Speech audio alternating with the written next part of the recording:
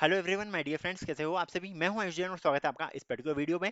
Another video on MPTT counselling. Ayush, अब किस मुद्दे पे बात करने वाले हो? काउंसलिंग चालू होने वाली है क्या? हाँ, सही सुना। काउंसलिंग जो है वो चालू होने वाली है। कब से? रजिस्ट्रेशन प्रोसेस आपकी चालू हो रही है 2 तारीख से, मतलब कि 2 जून को, मतलब कि तीन एक दिन बचे हैं आपके पास रजिस्ट्रेशन करने के लिए, रजिस्ट्रेशन स्टार्ट करने के लिए। बाकी चलेगा तो लंबे समय तक, कोई दिक्कत नहीं उसके बारे में। कहाँ से पता चला? देखो यार, अभी ऑफिशियल नोटिफिकेशन आया नहीं है। अगर आप जाओगे कहाँ पे, dt.mponline.gov.in, इस साइट पे जाते हो अगर आप, and after that if you just go on check and यहाँ पर लेटेस्ट अपडेट्स में आपको कुछ नहीं दिखेगा। एंड ग्रेजुएट प्रोग्राम में जाओगे, बैचलर्स टेक्नोलॉजी में जाओगे, शेड्यूल में चले जाओगे, तो भी आपको यहाँ पे कुछ नहीं दिखेगा। तो आयुष, तुम्हारे पास कहाँ से आया? बेसिकली कॉलेज के स्टूडेंट को दे दिया था schedule, that this will be the schedule that will be going to take place for MPTT counselling. And एक स्टूडेंट ने मुझे भेज दिया वो शेड्यूल, दैट्स वाई सबसे पहले मैं आपके पास ला रहा हूँ वही हमारे एमपीटीटी काउंसलिंग का शेड्यूल। ओके, सो स्टार्ट करते हैं। देखो शेड्यूल जो है वो कुछ इस टाइप का दिख रहा है हमारा। ओके, ये अभी रिलीज नहीं हुआ है, एक दो दिन में हो जाएगा, मतलब कि कल ही हो जाना चाहिए वैसे तो। एमपीटी की साइट पे आ जाएगा कल या परसों में। सो ये हमारे पास शेड्यूल है। काउंसलिंग चालू कब से हो रही है आप देख सकते हैं यहाँ पे, 2 तारीख से हमारी काउंसलिंग चालू है। यार आयुष, इतना हिंदी में लिखा है, हमें समझ नहीं आ रहा है, कोई दिक्कत नहीं, आपके लिए उसकी व्यवस्था करके रखी मैंने।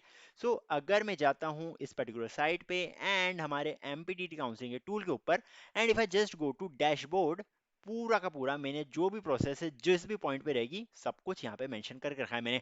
ओके, सो रजिस्ट्रेशन यहाँ पे हमारे चालू हो रहे कौन सी तारीख को? 2 तारीख को, 2 जून को आपके रजिस्ट्रेशन चालू हो जाएंगे। एंड आफ्टर दैट कब तक चलेंगे ये चलेंगे 24 जून को, जून तक, मतलब कि टोटल 22 दिन या 23 दिन आपको मिल रहे फॉर द ऑनलाइन रजिस्ट्रेशन। तो यार ये बहुत अच्छा खासा समय है जिसमें आप रजिस्ट्रेशन कर सकते हो। Okay, after that choice filling and locking ये आपके चालू हो जाएंगे 7 तारीख से, मतलब कि रजिस्ट्रेशन के साथ भी आप कर सकते हो, उसके बाद भी कर सकते हो। बट 7 तारीख से 28 तारीख तक, 7 मई से 28 मई आपकी चॉइस फिलिंग वगैरह चलती रहेगी। उसके बाद एक विंडो ओपन होती है जिसमें आप अपने रजिस्ट्रेशन को एडिट कर सकते हो। तो ये बस 2 दिन के लिए ओपन रहेगी, 25 और 26 को। 26 को भी 5:30 बजे तक ये विंडो ओपन रहती है हमारी। अगर दिख नहीं रहा है तो थोड़ा सा बड़ा कर देता हूँ मैं, no problem with that. Okay, after that registration open window के बाद आपकी आती है common merit list. Merit list में क्या रहता है? मेरिट लिस्ट में बेसिकली ये रहता है कि कितने लोगों ने रजिस्ट्रेशन कराया फॉर राउंड नंबर 1, ये बेसिकली राउंड नंबर 1 का है। सो कितने लोगों ने रजिस्टर कराया फॉर राउंड नंबर 1, ये आपको कहाँ से पता चलेगा? ये आपको मेरिट लिस्ट से पता चलेगा। ओके, इसमें आपको दूसरे कैंडिडेट्स का रोल नंबर वगैरह सब कुछ मिल जाता है, तो उसका है कभी बताऊंगा मैं आपको, या फिर मेरे पिछले वीडियोस देखे हो आपने तो आपको समझ में आ गया होगा। तो मेरिट लिस्ट बहुत काम की चीज़ है, इसमें आपको सब कुछ मिल जाता है, किसने पार्टिसिपेट करा, उसने एडमिशन लिया नहीं लिया, क्या चॉइस फिलिंग करी वगैरह सब कुछ मिल जाएगा फ्रॉम दिस मेरिट लिस्ट, मतलब कि यहाँ से उसका रोल नंबर निकालने पे एमपीटीटी साइट के ऊपर। ओके, आगे क्या है? मेरिट लिस्ट रिलीज होने के बाद आपको सीट अलॉटमेंट का स्टेटस भी पता चल जाएगा। 29 को मेरिट लिस्ट रिलीज होगी एंड आपका सीट अलॉटमेंट का जो मतलब कट ऑफ रैंक वगैरह है, या फिर जो भी आपको सीट सीट अलॉटमेंट में कौन सा कॉलेज मिल रहा है वो आपको पता चल जाएगा ऑन 3/7/2026। अब इस टाइम पे मतलब कि 3 जुलाई से लेकर 7 जुलाई तक आप कॉलेज में जाके एडमिशन ले सकते हो। बेसिकली आपका एक कॉलेज लॉक हो जाएगा जो आपको विजिबल होगा कहाँ पे? चेक कैंडिडेट स्टेटस के ऊपर ऑन एमपीटीटी काउंसलिंग साइट। यहाँ पे जाओगे अगर आप, सो इसमें हमारे पास एक बटन होता है चेक कैंडिडेट स्टेटस नाम से। अगर मैं इसको क्लोज करूँ एंड आफ्टर दैट यहाँ पे देखूँ तो आप देख सकते हो ये चेक कैंडिडेट स्टेटस पे आपको करना क्या है, आपको साल डालना है, आपको यहाँ पे कोर्स कौन सा करना चाह रहे हो, बीटेक है तो बीटेक डाल देना। एंड आफ्टर दैट आपको रोल नंबर उठा के डालना है, इसको कैप्चा को सॉल्व करना है, एंड आपको पूरा स्टेटस पता चल जाएगा कि उस पर्टिकुलर कैंडिडेट ने क्या करा। या फिर अगर आप अपना ही रोल नंबर डाल रहे हो तो आपने क्या करा, आपकी किस स्टेट पे आपको कौन सा कॉलेज मिलने वाला है, वो सब यहीं से पता चलेगा। एंड ये सारा डेटा जो है पब्लिक ही रहेगा। ओके, बढ़ते हैं आगे। सो सीट अलॉटमेंट रिपोर्टिंग वगैरह हो जाएगा। अब राउंड 1 के बाद आता है हमारे पास अपग्रेड राउंड। अपग्रेड राउंड की जो विंडो है वो ओपन रहेगी फ्रॉम 3 to 7, मतलब कि 3 जुलाई से लेकर 7 जुलाई तक। अगर आप अपग्रेड करना चाहते हो या रिपोर्ट करना चाहते हो, बेसिकली दोनों एक साथ ओपन रहती है। अगर आप वहाँ पे एडमिशन लेना चाहते हो आप उसके लिए जा सकते हो, अगर आप अपग्रेड करना चाहते हो तो आप अपग्रेड के लिए जा सकते हो। एंड अपग्रेड का रिजल्ट आपके पास आएगा कब? आपके पास आएगा 11 तारीख को। 11 जुलाई से लेकर 15 जुलाई तक आप एडमिशन ले सकते हो कॉलेज में जाके। ओके, रिजल्ट आ जाएगा 11 तारीख को एंड 15 जुलाई तक जाके आप एडमिशन ले सकते हो जो भी आपके नाम पे कॉलेज और ब्रांच खुली है उसमें। चलो ठीक है, ये तो हो गया हमारा first round. Similarly we are having round number 2 also. Round number 2 के लिए भी सेम प्रोसेस होती है एकदम। सबसे पहले रजिस्ट्रेशन होगा। अगर आपने एडमिशन ले लिया है राउंड नंबर 1 में, किसी भी कॉलेज में अगर आपने एडमिशन ले लिया है तो आप एलिजिबल नहीं रहोगे राउंड नंबर 2 के लिए, आपको पहले ही बता दिया है। बट आप एलिजिबल रहोगे फॉर आईबीसी, मतलब कि इंटरनल ब्रांच चेंज राउंड। मैं आईबीसी बोलता हूँ, मैंने इधर भी आईबीसी नाम रख दिया है, बट नो वरीज, पता है कि मैं आईबीसी बोलता हूँ इसको। Okay, because internal branch change थोड़ा सा बड़ा हो जाता है, आईबीसी खत्म बस, और क्या है। चलो ठीक है। सो राउंड नंबर वन में अगर आपने एडमिशन ले लिया है, भले राउंड नंबर वन में लिया हो, राउंड नंबर वन के अपग्रेड में लिया हो, तो आप राउंड नंबर टू में नहीं बैठ सकते हो। बट अगर आपने एडमिशन नहीं लिया है तो आप राउंड नंबर टू में बैठ सकते हो। अगर आपने राउंड वन में पार्टिसिपेट ही नहीं करा है तो भी आप राउंड वन में जाके एडमिशन ले सकते हो, राउंड टू में जाके एडमिशन ले सकते हो। बेसिकली होगा क्या, वही सेम प्रोसेस। सबसे पहले ऑनलाइन रजिस्ट्रेशन की डेट्स है हमारे पास 11 तारीख से 18 तारीख, मतलब इसमें आपको सिर्फ एक हफ्ता मिलने वाला है फॉर द रजिस्ट्रेशन। ऐसा नहीं है कि इसमें आपको 22-23 दिन मिले थे तो अब आपको राउंड टू में 22-23 दिन देंगे वो। सो ये चालू होगा 11 जुलाई से एंड ये एंड होगा टिल 18 ऑफ जुलाई। इस टाइम पे आपको रजिस्ट्रेशन, कैंसलेशन वगैरह सब कुछ करना है। After that choice filling, choice filling में क्या करना है, चॉइस फिलिंग के लिए भी आपको डेट देकर रखी है विच इज 16 से लेकर 22 ऑफ जुलाई, ये आपकी डेट्स है। अगर आपने रजिस्ट्रेशन में कुछ एरर्स कर दिए, मतलब कि आपने अगर मान लो जेंडर मेल की जगह फीमेल डाल दिया या फिर कैटेगरी आपकी ईडब्ल्यूएस है बट आपने जनरल कैटेगरी डाल दी, तो उसको आप रजिस्ट्रेशन एडिट विंडो में जाके एडिट कर सकते हो। शायद तक 100 रुपीज़ चार्ज होते हैं इसके, पिछले बारे में बताया नहीं। 100 रुपीज़ चार्ज लगते हैं रजिस्ट्रेशन एडिट विंडो में पार्ट लेने के लिए। सो 19 और 20 बस 2 दिन मिलते हैं, उसमें आपको जो एडिट करना है वो आप कर सकते हो। 100 या 1000 लगते हैं, मुझे याद नहीं है, बट पता चल जाएगा आगे आगे आगे बढ़ जाएंगे तब तक।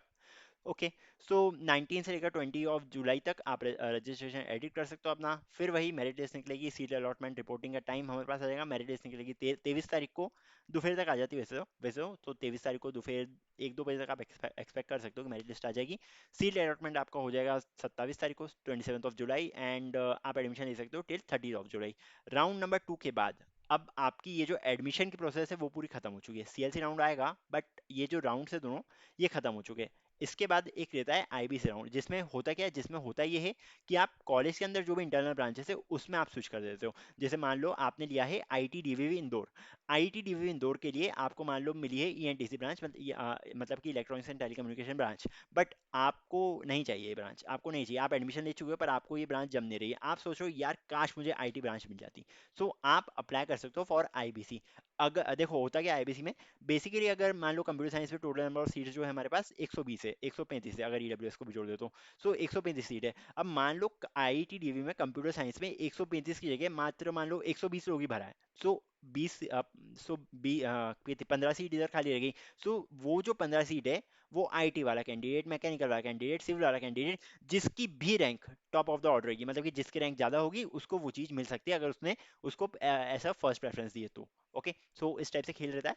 सो यहाँ पे आपकी वापस चॉइस फिलिंग होती है। मान लो आपको मिला है आईटी डीवी मैकेनिकल, पर आपको या तो कंप्यूटर साइंस आईटी या ईसी चाहिए, तो आप एक काम कर सकते हो, चॉइस फिलिंग में बस ये डाल दो कि मुझे या तो कंप्यूटर साइंस चाहिए या फिर आईटी ब्रांच चाहिए या फिर सीएसबीएस ब्रांच चाहिए, क्योंकि ये भी नई ब्रांच चाहिए, एंड इंडस्ट्रियल प्रोडक्शन भी नई ब्रांच चाहिए इन आईटी डीवी। इसके ऊपर भी एक डेडिकेटेड वीडियो बना दूंगा मैं। सो आपको बस वो वाली ब्रांचेस डालनी है जो आपको चाहिए। ऐसा नहीं कि आपने मैकेनिकल भी डाल दिया, सिविल भी डाल दिया, सब कुछ डाल चुके हो। अगर आपने एंड में सिविल डाला है आपको सिविल मिल जाएगी मैकेनिकल से। ओके, सो इस टाइप से काम होंगे। जो भी आपको उसके ऊपर वाली ब्रांच चाहिए आपको सिर्फ वही डालनी है, जो प्रेजेंट में मिली हुई है वो ब्रांच भी आपको नहीं डालनी है इंटरनल ब्रांच चेंज में।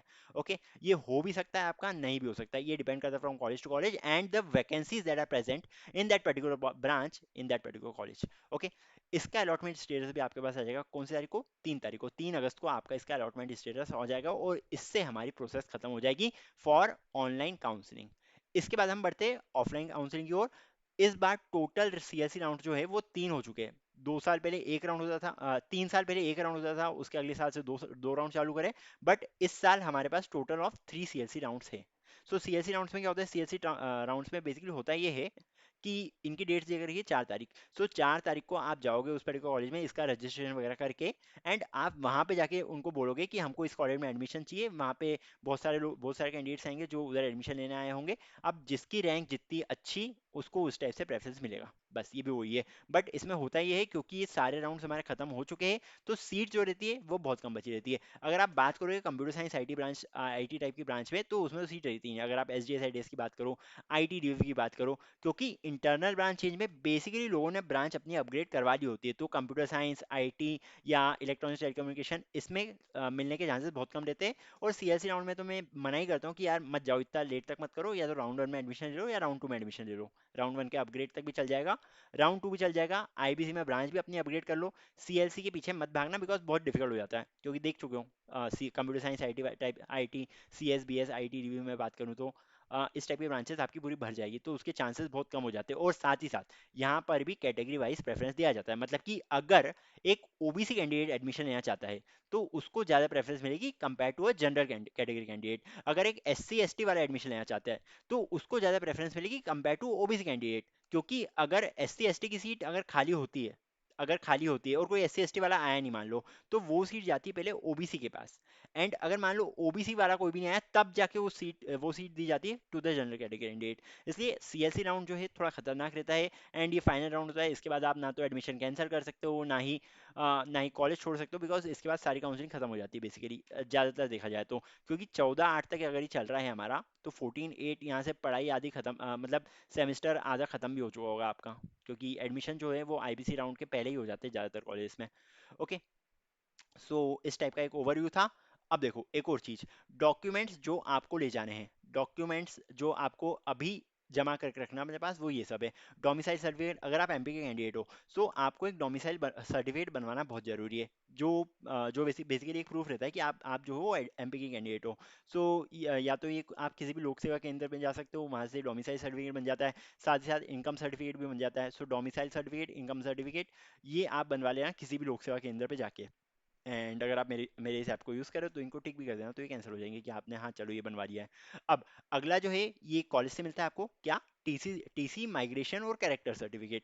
ज़्यादातर जगह कैरेक्टर सर्टिफिकेट नहीं लगता है, बस 2-4 कॉलेज है जहाँ पे लग जाता है। बट अगर कैरेक्टर सर्टिफिकेट नहीं भी हो तो भी उधर काम चल जाता है। पर अगर है तो अच्छी बात है, कोई दिक्कत नहीं है। पर कॉलेज वाले ही प्रोवाइड कर देते हैं क्या क्या, transfer certificate, migration certificate, as well as character certificate. ये सब ओरिजिनल कॉलेज में हमें सबमिट करने पड़ते हैं। ऐसा क्यों आयुष, ओरिजिनल क्यों करना है इसको, क्योंकि टीसी माइग्रेशन अगर आप कॉलेज में सबमिट करते हो, मतलब कि आपने सिर्फ इसी कॉलेज में एडमिशन लिया है, आप किसी और कॉलेज में जाके एडमिशन नहीं ले रहे हो। इसलिए ये जो दोनों है ये सब ये ओरिजिनल लगते हैं। कभी कभी कैरेक्टर सर्टिफिकेट भी जो लगता है वो ओरिजिनल लगता है। चलो ठीक है, इनकी बात हो गई, सो मैं इनको कट कर देता हूँ। हम ट्रांसफर सर्टिफिकेट रखेंगे, माइग्रेशन रखेंगे, as well as character certificate रखेंगे। आफ्टर दैट अगर आप मान लो ईडब्ल्यूएस, ओबीसी, एससी, एसटी, इन कैटेगरी से बिलोंग करते हो, तो सेंट्रल लेवल का वो वाला सर्टिफिकेट आपको लगेगा। ओके, एमपी के लेवल का नहीं लगता है, सेंट्रल लेवल का आपको वो वाला सर्टिफिकेट लगेगा। ईडब्ल्यूएस है अगर आपकी कैटेगरी, तो आपको ईडब्ल्यूएस का सेंट्रल लेवल का सर्टिफिकेट लगेगा। अलग अलग बनते हैं, स्टेट वाइज भी बनता है एंड सेंट्रल वाइज भी बनता है। सो आपको सेंट्रल लेवल के ही सर्टिफिकेट्स लगेंगे। मैं 3-4 बार बोल चुका हूँ, अब ये मत पूछना कि एमपी का सर्टिफिकेट हमारे पास लगेगा या नहीं लगेगा, सिंपल आंसर नहीं लगेगा। ओके, ये भी हो गया हमारे पास गैप सर्टिफिकेट। मान लो आपने 11th-12th कर लिया, आपके जेईई में नंबर कम आए थे, आपने सोचा कि आपको ड्रॉप लेना है एंड आपने ड्रॉप सक्सेसफुली ले भी लिया। अब ड्रॉप लेने के बाद अगर आप चाहते हो कि आपका एडमिशन हो जाए किसी कॉलेज में, उसके लिए हमें लगता है गैप सर्टिफिकेट। ये कहाँ से बनेगा, आप किसी भी नोटरी सेंटर पे जा सकते हो एंड नोटरी सेंटर पे उनको जाके बोल देना कि मुझे एक गैप सर्टिफिकेट चाहिए, उसमें लिखा होना चाहिए that I didn't took admission in any college for the previous 1 year, I was preparing for IIT JEE examination. इस टाइप से आप मेंशन करवा सकते हो। सो वो मेंशन कर देगा एंड वहाँ पे स्टैम्प पेपर पे 100 रुपीज़ का स्टैम्प पेपर लेना। 50 का भी चल जाता है, बट 100 का ले लोगे तो थोड़ा मतलब सही रहता है। सो 100 रुपीज़ के स्टैम्प पेपर पे ये नोटरी करवा लेना आप गैप सर्टिफिकेट की।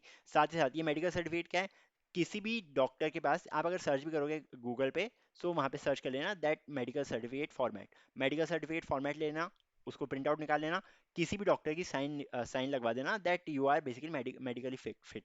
बेसिकली ये प्रूफ रहता है कि आपको कोई प्रॉब्लम नहीं है। मेडिकल सर्टिफिकेट ये प्रूफ रहता है कि आपको कोई प्रॉब्लम नहीं है, आप बता रहे हो कि मुझे कोई भी प्रॉब्लम नहीं है। डॉक्टर ने भी उसको स्पेसिफाई कर दिया कि हाँ ये जो कैंडिडेट है इसको कोई प्रॉब्लम नहीं है। सो डॉक्टर की sign as well as stamp अगर हो पाए तो, स्टैंप अगर हो पाए तो ले लेना, नहीं तो डॉक्टर की साइन लगती है। ज़्यादातर कॉलेज में लगता भी नहीं है मेडिकल सर्टिफिकेट, लाइक बोल सकते हो 20-30% कॉलेज में लगता है, बाकी ज़्यादा जगह नहीं लगता ये।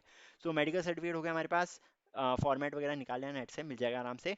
एंड एंटी रैगिंग एफिडेविट, एक एफिडेविट बनता है कि आप जो हो वो कॉलेज ज्वाइन करके आप रैगिंग वगैरह नहीं करोगे दूसरों की, या फिर आपके साथ कोई रैगिंग नहीं करेगा। ओके, सो उसके लिए एक एंटी रैगिंग एफिडेविट बनता है 100 रुपीज़ की स्टैम्प पेपर पे, वही वहाँ से नोटरी सेंटर से बनवा लेना इसको। फॉर्मेट आपको मिल जाएगा नेट पे आराम से। सो इसको बनवा लेना आप आसानी से। ठीक है, तो एंटी रैगिंग सर्टिफिकेट हो गया हमारे पास। आधार कार्ड, देखो यार कुछ आधार कार्ड्स में क्या प्रॉब्लम रहती है, लाइक कैंडिडेट्स का आधार कार्ड बना रहता है जब वो 4-5 साल के रहते हैं एंड वही आधार कार्ड अभी तक चल रहा है। सो यार प्लीज़ अगर आपका आधार कार्ड जो है उसकी उसमें जो डिटेल्स डली है वो 3 साल से ज़्यादा पुरानी है, तो प्लीज़ अपने आधार कार्ड को अपडेट करवा लेना, क्योंकि एंड टाइम पे ये वैलिड नहीं रहता है। एंड कभी कभी होता ये है दैट आपके जो बायोमेट्रिक्स है वो मैच नहीं हो पाते विद द आधार कार्ड। क्यों? बिकॉज जो आपने आधार कार्ड बनवाया था वो बहुत ही छोटी उम्र में बनाया था, जब आप बहुत छोटे थे तब वो बना था आधार कार्ड। सो आपके बायोमेट्रिक्स मैच नहीं हो पाएंगे। So that's why Aadhaar card जो है पहले जाके अपडेट करवा लेना इस आधार कार्ड को। ओके। साथ ही साथ आपको 10th और 12th की मार्कशीट लगेगी, ओरिजिनल नहीं लगती है बेसिकली। इनकी फोटोकॉपी रख लेना, दो दो रख लेना, बिकॉज मतलब सारे डॉक्यूमेंट्स जो है ना इनकी सबकी दो दो फोटोकॉपीज तो आप आराम से रख ही लेना। ओके। इनको मत भूलना। आधार कार्ड हो गया हमारे पास, हमारे 10th-12th की मार्कशीट हो गई, एंड जेई मेंस का जो रिजल्ट है उसकी प्रिंट आउट आप निकाल लेना, एंड इसको भी आपको साथ में रखना है। सबकी आपको दो दो फोटोकॉपीज पहले ही बोल चुका हूँ कि रख लो, बिकॉज ताकि एंड एंड टाइम पे क्योस नहीं मचे। क्योंकि कभी ऐसा होता है कि एडमिशन लिया आपने, फिर लाइब्रेरी की फीस भरने के लिए आपको एक और बार अपना आधार कार्ड का सर्टिफिकेट, आधार कार्ड वगैरह दिखाना पड़ता है, एंड ज्वाइनिंग लेटर वगैरह दिखाना पड़ता है। इस टाइप से चीज़ें होती है, तो सबकी दो दो फोटोकॉपीज करवा के रख लेना। आई थिंक समझ में आ गया होगा पूरी काउंसलिंग प्रोसेस किस टाइप से चलने वाली है हमारी 2026 में, एंड साथ ही साथ कौन कौन से डॉक्यूमेंट्स की हमें रिक्वायरमेंट रहने वाली है। ओके। अभी भी अगर आपने चॉइस फिलिंग वगैरह का सोचा नहीं कि कौन सा कॉलेज वगैरह लेना है आपको, तो यार ये प्रेडिक्टर टूल आपके लिए हाजिर है। यहाँ पे आपको सिंपली प्रेडिक्टर पे जाना है, अपनी रैंक डालनी है, आपके पास सारी चीज़ें खुल जाएगी। जैसे मान लो मैंने डाली, मेरी रैंक है 1000000, 1 लाख रैंक मैंने डाल दी है, मैं जनरल कैटेगरी कैंडिडेट हूँ, मेल ओपन, इस टाइप से आप कर सकते हो। अगर आप यहाँ पे फैच करोगे प्रेडिक्शंस अपने, तो यहाँ पे आपको सारे के सारे कॉलेज दिख जाएंगे, कौन कौन से आप किस किस में आप एडमिशन ले सकते हो। एंड एक और एक फीचर इसमें कि जब आप चॉइस फिलिंग करने बैठोगे, बेसिकली रजिस्ट्रेशन के बाद आप चॉइस फिलिंग करने बैठोगे, सो ये पूरी की पूरी लिस्ट को आप चॉइस फिलिंग में भेज सकते हो। एंड यहाँ से अगर आपको कुछ कॉलेज हटाने हैं या कुछ भी करना है तो आप उनको हटा सकते हो, ऐड करना है ऐड कर सकते हो। And after that if you just go on analyse my 38 choices, तो ये आपको बेस्ट वाला जो चॉइस ऑर्डर हो सकता है वो भेज के दे देगा। अब इसमें भी कुछ कैच है कि मान लो आपको जो कॉलेज चाहिए वो आपकी सिटी में ही चाहिए, तो मैंने इस टाइप का कोई फिल्टर नहीं लगाया, because it depends on person to person. So आप इसमें थोड़े बहुत चेंजेस कर सकते हो, बट ये जो ऑर्डर देगा आपको वो ऑर्डर बेस्ट ही रहने वाला है उस पर्टिकुलर रैंक के लिए। ठीक है। ये चीज़ समझ में आ गई। एक और चीज़ मैंने यहाँ पे इंट्रोड्यूस करी है। अगर आप जाते हो स्मार्ट लिस्ट जनरेटर के ऊपर, ओके, स्मार्ट लिस्ट जनरेटर के ऊपर अगर आप जाओगे, सो यहाँ पर एआई बताएगा आपको कि आपको क्या बेस्ट चीज़ मिल सकती है। मान लो मैंने रैंक डाल दी 1000000, ये किसी कैंडिडेट के लिए देख रहा था मैं। सो एंड यहाँ पे मैंने डाल दिए मेल। एंड आफ्टर दैट मान लो राउंड 1 के लिए हमें काउंसलिंग कंसिडर करनी है, मुझे गवर्नमेंट कॉलेज चाहिए, प्राइवेट कॉलेज चाहिए, इस टाइप का कॉलेज, किस टाइप का कॉलेज चाहिए, वहाँ पे ये सिलेक्ट कर सकते हो। एंड आफ्टर दैट यहाँ पर आप सिलेक्ट कर सकते हो कि आपको कौन कौन सी ब्रांचेस चल जाएगी। लाइक कंप्यूटर साइंस टाइप की ब्रांच चल जाएगी आपको, आपको एआई डेटा साइंस टाइप की ब्रांच चाहिए, इन्फॉर्मेशन टेक्नोलॉजी की ब्रांच चाहिए, इलेक्ट्रॉनिक्स टेली कम्युनिकेशन टाइप की ब्रांच चाहिए, मैकेनिकल इलेक्ट्रिकल सिविल, जिस टाइप की आपको ब्रांच चाहिए आप वो वाली ब्रांच भी यहाँ पे मेंशन कर सकते हो। प्रेफर सिटी कौन सी है वो भी आप यहाँ पे मेंशन कर सकते हो। एंड यहाँ पे अगर आप जनरेट चॉइस लिस्ट पे क्लिक करोगे, सो आपको एआई रिकमेंडेशन मिलेगी कि कौन सा कॉलेज बेस्ट है जो आपको लेना चाहिए। सो अगर मैं यहाँ पे जाऊँ, इसने बता दिया कि यूआईटी आरजीवी भोपाल आप में आपको सीएससी मिल रहा है 1 लाख रैंक पे। सो आपको ये कंसिडरेशन में लेना चाहिए कि आप यूआईटी आरजीवी भोपाल में एडमिशन लेने जा सको। सो इसको आपको कुछ भी कंसिडरेशन में लेना चाहिए कि ये वाला कॉलेज मुझे बेस्ट मिलने वाला है, बस इस टाइप से आप सोच सकते हो। S O I T R G भी और भी दूसरे कॉलेज ही बताएगा बहुत सारे। सो टोटल आई थिंक कितने कॉलेज बता दिए, 16 रिकमेंडेशन दे दिए। सो ये जो चीज़ें मैंने अभी नई नई बनाई है, and it is made using A I, and I think ये प्रॉपर रिजल्ट दे रहा है। यहाँ से आप कंसिडर कर सकते हो बेसिकली स्टार्टिंग के 2 या 3 कॉलेजेस, उनके बीच में आप एनालाइज कर सकते हो कि इनमें से क्या लेना है मुझे, एंड ब्रांचेस भी लिखी नीचे। सो इस टाइप से आप सिलेक्ट कर सकते हो। ओके। एंड बस एंड करते हैं। बाकी बहुत सारी चीज़ें बनाई यार बनाने को तो। यहाँ पे आप कॉलेज को कंपेयर भी कर सकते हो, मेरिट इनसाइट से मेरिट लिस्ट का एनालिसिस करता है बेसिकली। चॉइस फिलिंग के टूल्स देख सकते हो, चॉइस सिमुलेटर है हमारे पास, स्मार्ट लिस्ट जनरेटर है। इस पर्टिकुलर रैंक पे कितने लोगों ने किस टाइप का कॉलेज मिला था, मान लो आपकी रैंक जो है वो 1 लाख है, 1000000। सो इसके आसपास जो भी रैंक है उन लोगों की आप चॉइस फिलिंग देख सकते हो कि उन्होंने चॉइस फिलिंग में क्या करा हुआ है, पिछले साल की बेसिकली लिस्ट। सो पिछले साल लोगों ने फर्स्ट राउंड में क्या करा था, किस टाइप की चॉइस फिलिंग करी थी, वो सारी की सारी लिस्ट आपको मिल जाएगी। ओके। सो इस टाइप से आप फिल्टर कर सकते हो, एक्सप्लोर करो यार इस ऐप को। ये बेसिकली मैं यूज़ करता था फॉर काउंसलिंग, मतलब इस टाइप की मैंने ऐप लॉन्च नहीं करा था, बट इसके लिए कोड्स वगैरह लिख के रखे थे मैंने पिछले साल। एंड इस बार मैंने वेबसाइट के रूप में इसको लॉन्च कर दिया, तो इसको एक्सप्लोर करो बिल्कुल। एक्सप्लोरेशन एकदम फ्री है। बाकी अगर आप इन मतलब सारी प्रेडिक्शन वगैरह जो जो दिख रहा है आपको, अगर आप इसका मजा लेना चाहते हो तो एक छोटी सी फीस रखी है मैंने, विच इज जस्ट ₹199, एंड 199 में आपको पूरा का पूरा एक्सेस मिल जाएगा इस पर्टिकुलर वेबसाइट का। ओके, जिसमें आपको इतने सारे टूल्स मिलेंगे, किसी ने सोचे भी नहीं होंगे कि चॉइस फिलिंग कॉलेज प्रेडिक्टर में भी इतने सारे टूल्स हो सकते हैं। ओके, सो टोटल ऑफ 13 या 14, 15, 13 या 14 टूल्स है टोटल। सो आप उनको एक्सप्लोर कर सकते हो। एंड अगर मुझसे कोई बात करना चाहते हो तो अगर आप जाओगे सिंपली होम पे, एंड होम पे जाने के बाद अगर आप एंड में देखोगे तो यहाँ पर मैंने देखा इसको भी ऑन कर देना, अपना नाम डाल देना, अपना व्हाट्सएप नंबर डाल देना, यहाँ पे आपको अलर्ट्स मिलते जाएंगे अगर आप व्हाट्सएप पे मुझसे जुड़ना चाहते हो तो। एंड यहाँ पे जाओगे तो कॉन्टैक्ट इन्फॉर्मेशन भी देकर रखी है मैंने, अगर आप मुझसे कोई कॉन्टैक्ट करना चाहते हो तो यहाँ पे मेरी व्हाट्सएप की लिंक देकर रखी है, मैंने इंस्टाग्राम की लिंक देकर रखी है, यूट्यूब की लिंक देकर रखी है, यहाँ पे जो भी FAQs है वो सब उसकी भी पूरी एक लिस्ट देकर रखी है मैंने, मेरे बारे में लिखा है यहाँ पे। सो इसको भी एक्सप्लोर करो। बाकी that's all, till then see ya, take care and bye bye.